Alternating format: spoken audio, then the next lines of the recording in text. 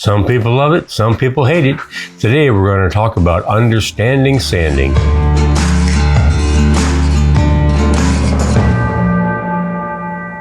So we've got our project pretty much done. The last thing we're going to want to do is we're going to want to sand that surface to make it smooth and make it look as good as we possibly can. So today on Understanding Sanding, I want you to look at the different types of sanding that can be done and the different types of sandpaper that we're going to use ultimately. The common question that most people have is, what is sanding? And ultimately, it's abrading the surface of your board. And what it really is you're taking and you're adjusting the depth of the scratches in your board, per se. So you want the scratches to be as shallow as possible, as small as possible. And it has to do with the tactile feel as well as the look of a board. So what I typically do is I'll start out with an 80 grit sandpaper on my random orbit disc. Common question from there is, what does that 80 represent? 80 represents the size of the abrasive particulates that are on the face of the paper. And the way that's determined is they literally take a sieve and they'll, in every square inch of that filter that they're going to use or that screen, it'll have 80 holes in it. Well, if the 80 holes are going to be in a square inch, they have to be sized such that that particulate would fall through that hole. Well, what happens when I go to 120 grit? When I go to 120 grit, that same square inch of sieve has to have 120 holes in it. So the pieces that are going to be able to fall through there are naturally going to be smaller than the 80 grit.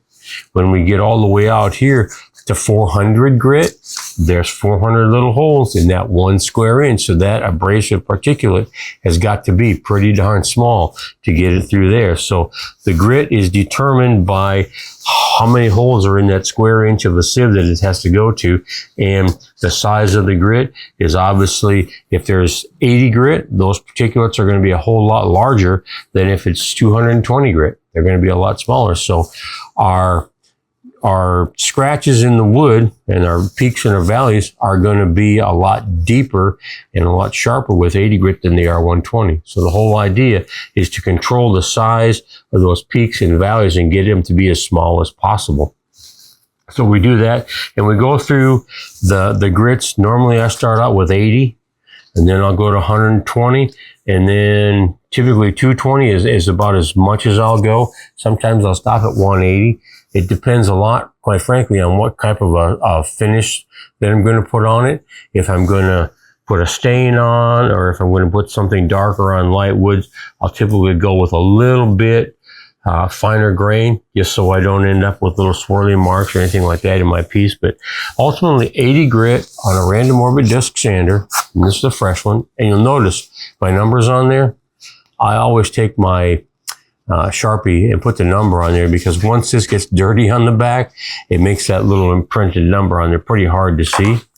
So I'm going to take my random orbit disc, and this happens to be a Merca that I really like. I acquired this a few years ago.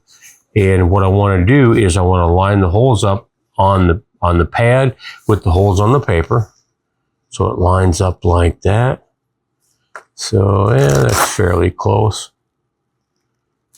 With the dust collector that's attached to it, it'll pick up the vast majority of sawdust that's going to go in there. If I take one of my DeWalt's here that I've used again for years and years and years, always like these, but when I found that Merca, I kind of switched a little bit. The holes being lined up there are going to bring the dust back into the catch over here. It doesn't do it quite as efficiently as a vacuum does, but these still work really good. I've had a bunch of those over the years. I've still got 3 of them under my bench that I use for different applications. Is it true you one time converted it into a cordless one?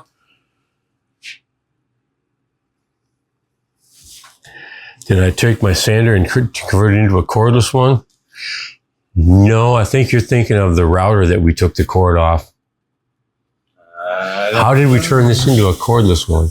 I'll put the video up. I know DeWalt has a battery powered sander like that that's really, really nice. No, you were crafty. You made it wireless. Okay, well, we'll have to figure that out because I don't remember. But anyway, here's our demonstration piece. And you can see that I've got it attached to my bench here because I don't like my my stuff to walk around when I'm sanding. So I just put a bench dog here and the bench vise type dog up on this end. I crank that down, keeps my board nice and solid. And what I like to do, just as a means of knowing where I've been and where I'm going, just take a soft pencil and mark it across the top like that. Always, always, always start your sander behind you, because sometimes if you get sawdust built up in here, in particular with the DeWalt's and the Makitas and all that, you'll get sawdust in the head, and when you fire it up, it'll blow out. So if you have it here when you're starting, you're going to blow it in your face. So with this one, we're going to fire it up. And in terms of efficiency, I'm just going to go down this, and I'm going to go about 1 inch per second. I want that disc sander, I want it to do its job. But if I'm going back and forth like this, it doesn't have the opportunity to do its job. It's not hovering over that piece. It can't do the work it needs to do. So fire it up above your piece, set it down on there, keeping it nice and flat, and just go at about 1 inch per second, and it'll do a really great job. So here we go. I'm going to show you how to take this off. We got the 80 grit on there. Here we go. And again, I'm going about 1 inch per second.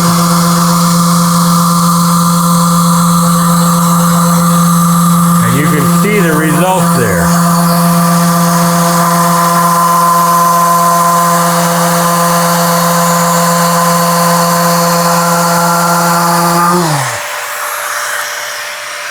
So that is 1 inch per second with 80 grit sandpaper, and you can see the results. When the lead from your pencil is gone, it is sanded to 80 grit. You can go back over that 100 times, and it's not going to get one bit smoother. It is cut at 80 grit. The grooves, the valleys, and the peaks are what an 80 grit sander will do. And if you go back over there 10 times, it's not going to get not a lick flatter. It's not going to get a bit smoother. It just doesn't work that way. You don't have to keep going back over it a million times to get the results. So right there, we've got the best result we're going to get. We're done with 80 grit. Real simple. So I'm going to go back over this section and clean it up. Again, real slow, inch per second.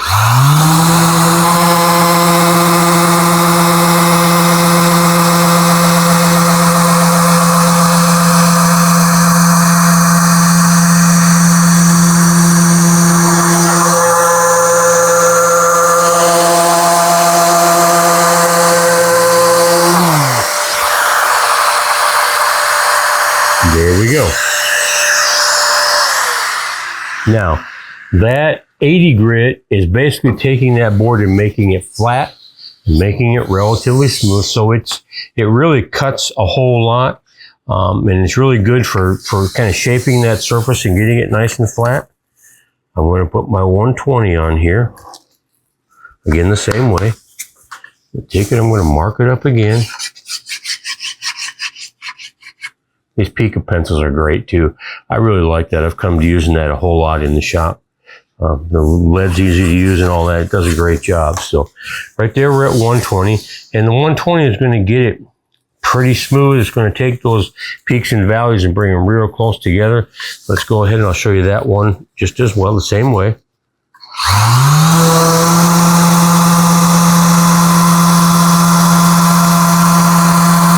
That 1 inch per second.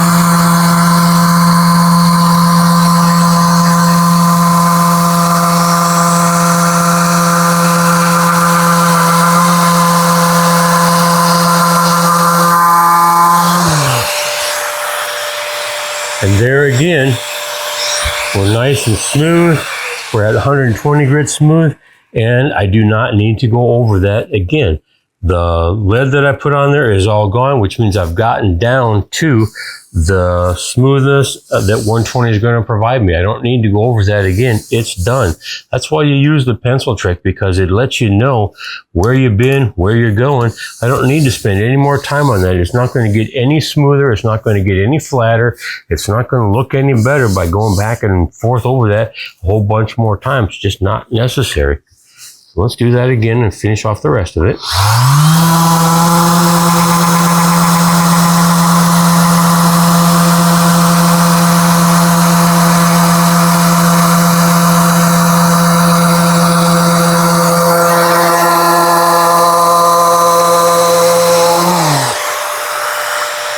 there. The face of that board now is all done to 120 grit. And if I were going to put a clear lacquer on this or a clear poly or something like that, that's plenty good enough. It doesn't need to be any smoother than that. It doesn't need to be sanded to any higher grit really than that. Sometimes I go to 180, but there's just enough peak and valley in there to where there's something for the finish to adhere to, something to grip onto for the finish. You know, and what we're really kind of doing is I'm going to scribble on this again, but that's kind of what the surface of your board looks like. And all we're doing is we're coming off and shearing off the top of those peaks to get down to that flat valley. So that's 80 grit. You know, the 120 might look like that. And again, we're shearing that off to get those valleys to be the top of our piece. And if I've got 220, you know, I might be like that and smoothing it off. And the whole idea of this is you're going to feel the grooves here. You're going to barely feel them here. You won't feel them over here when we get up to the 220 or something greater. And what that does in terms of the shine of your project per se, what happens when you're at 80 grit, there is no shine to it really. The light comes down and hits this and it's refracted. It goes back in a whole bunch of different directions. The smaller those valleys get, the more that light is reflected back at you versus refracted away from you. And that's what's called shine. Pretty simple sort of stuff. So let's go ahead and do this just to prove the point here again. We're going to go to 220. And you'll see how quick this will take it off of there. There's 220 again.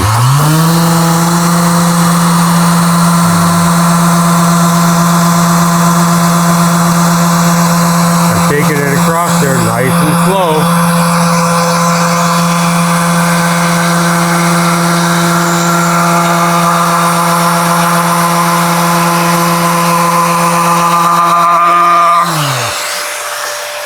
Right there, that's 220. Noticeably different in terms of the tactile feel on it versus the 120 or the 80, but that's as done as it needs to be. It doesn't get any better than that by going back over it. Now that's about as far as I would go in terms of sanding, depending on the finish, because that's about as far as I want to get in terms of smooth for a lacquer or a polyurethane to stick to it and have that someplace to mechanically grab those wood fibers. If I'm going to go with Danish oil, which is going to kind of soak into the surface a little bit and protect it, I could go smoother if I wanted to. If I was going to go with a wax finish, 220, yes, I might even go as high as 320 or 400, but that's about as far as you ever need to go. On very rare occasion, I've got some stuff that is a soft pad that goes to 500 and 1,000. But if I'm going to use those, it's just to get that surface to shine and really look nice. And then I can only put a Danish oil finish on it because that'll soak in versus everything else will sit on top. So that's 80, 120, and 220 and proof that you only have to go over it until those pencil marks are gone. So that pencil trick is a really good one to have. Now, a couple other things that I will typically do is after my last grit of sandpaper that I'm going to go with, in this case 220, the random orbit disc is not really random because it's mechanical, but what it's doing is it's kind of swirling around like this.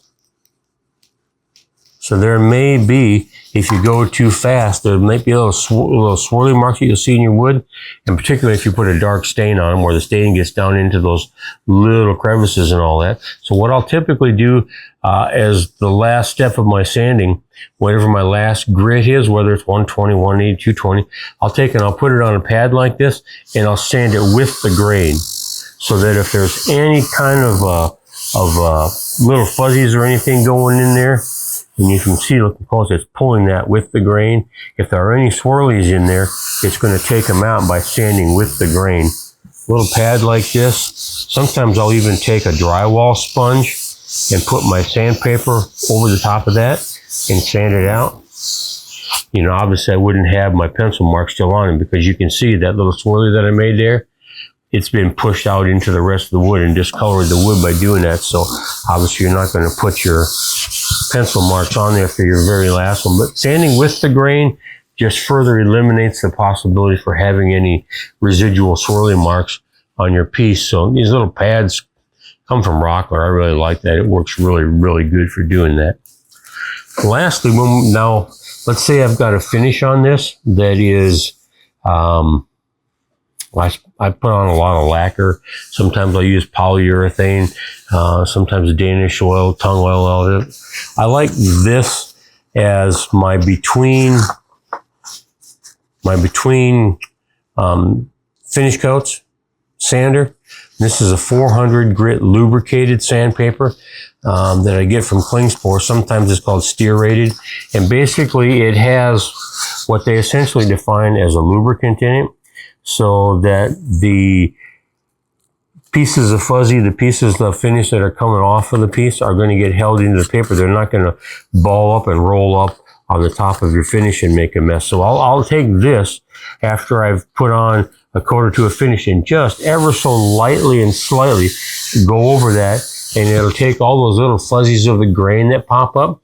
Particularly if you use a water-based finish, your fibers in your wood are going to kind of stand up and stick themselves out a bit, and you'll be able to feel that as it just feels fuzzy.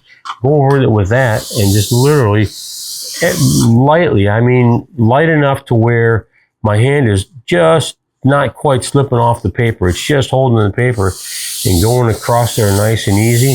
And then sometimes what I'll do is I'll get a block of wood and wrap this around a block of wood so it stays perfectly flat. If I'm using with my fingers here, I got more pressure here than here, more pressure here than there, so you can get that kind of a wave in it, but just ever so slightly bring that back and forth off there. And then if you take a tack rag and tack it off, put another coat of finish on there, you can build them up and get them nice and smooth. So this is what you do to stand between them. And then when you get your last coat of finish on and it's had a chance to dry and really set really well, if I'm doing a lacquer, I'll let it sit overnight to make sure that it's cured up as close to what it's going to get. Even poly, making sure it's set real good.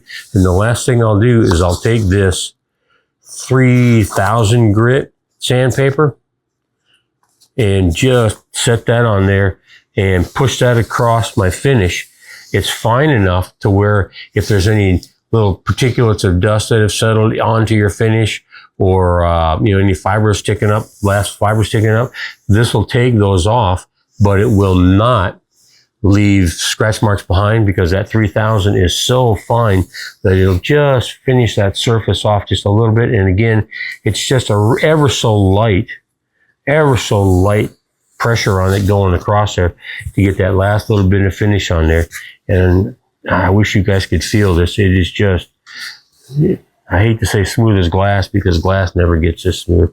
A perfect finish for your surface. So that's how we'll go through the sanding process to get exactly what we need in terms of the smoothness of our surface. Because the one cool thing about the art that we do versus a painting on a wall or a sketch on a wall is when people come and see our art, what's one of the first things they want to do with it? They want to come up and they want to touch it. And they want that tactile involvement with their piece. They want to touch it. And then I spent a whole lot of years in a gallery. And when people would come in to look at the pieces, that's one of the first things that I would tell them. Get your hands out of your pocket and go over and feel that wood. Feel that surface that you're looking to own in that piece of art. Just get a feel of it. You don't walk up to a painting on the wall and start rubbing on it and feeling it. But when it comes to a fine piece of woodwork art, people want to feel it. So go out there and touch that. One of the last things that we'll touch on real quick is if you've got a radius on a piece like this, a rounded corner, take your last grit, fold it in half like this, and then hold it kind of like this. And what your fingers can do is they can conform to that radius and pull that paper right around that radius like that. And you can sand that radius. by just going like that.